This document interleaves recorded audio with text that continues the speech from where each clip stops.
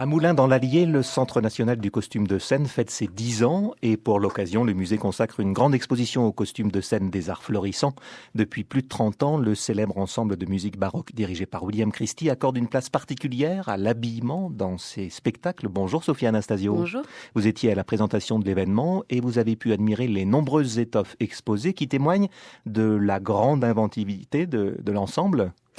Oui, l'exposition propose 150 costumes qui proviennent d'une quinzaine de représentations des arts florissants. La visite commence par la rencontre avec des personnages qui nous sont familiers, ceux du Malade imaginaire de Molière et Marc-Antoine Charpentier. Dans cette salle, pour le public, c'est également un premier tête-à-tête avec William Christie et son costume doré de musicien du Roi Soleil. Le fondateur des arts florissants est l'un des rares chefs d'orchestre à se costumer, ce qui n'est pas étonnant pour Catherine Massip, commissaire de l'exposition.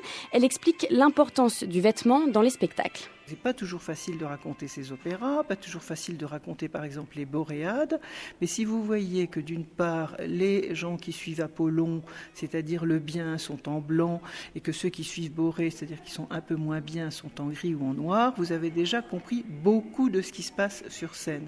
Donc vraiment, le metteur en scène, le costumier, c'est un passeur indispensable dont le travail vient s'ajouter à celui de William Christie et des arts florissants. Au cours de l'exposition Baroquissimo, c'est son nom, le visiteur est invité à parcourir une petite histoire de la musique baroque au travers des costumes et d'extraits vidéo des représentations des arts florissants.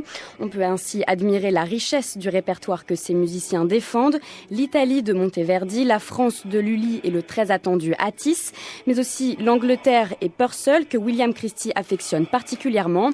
Martine Kahn est présidente des arts florissants et commissaire de l'exposition. Elle raconte que derrière chaque costume, il y a bien sûr un metteur en scène, un costumier, un interprète. Et donc forcément, cela fait toute une histoire. Il y a un costume que j'aime bien, c'est celui des parcs. Dans Hippolyte et Aricie, il y a une apparition des parcs, ce trio infernal qui arrive toutes les trois. Quand cette production a été donnée pour la première fois à l'Opéra de Paris, un de ces artistes était non-voyant. Et donc on l'a encadré avec les deux autres. Ils sont tous les trois dans le même costume. Donc la jupe est énorme, elle fait 3,20 m. Et les deux camarades conduisaient de cette façon sur le plateau cet artiste non-voyant.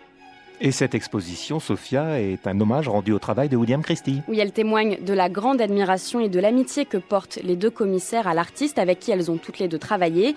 Et le chef d'orchestre était très ému après avoir découvert cette exposition. C'est une bonne partie de ma vie, n'est-ce pas, que j'ai vu devant moi, en arrivant ici à Moulins, c'est-à-dire 30 ans de travail dans ce domaine lyrique, 30 ans d'opéra, de ballet, de collaboration avec les musiciens, mais également les metteurs en scène, et les décorateurs, les costumiers, les chorégraphes.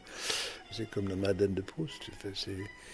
Vous voyez un costume, vous voyez la personne qui l'a habité, et vous vous souvenez de la réaction du public et le comportement du public. Et de voir ça se dérouler fait dans mes propres yeux, n'est-ce pas, c'est impressionnant. Baroquissimo illustre bien le renouveau apporté au genre par les arts florissants, la diversité aussi des esthétiques de leur spectacle, la diversité des atmosphères autour de la musique.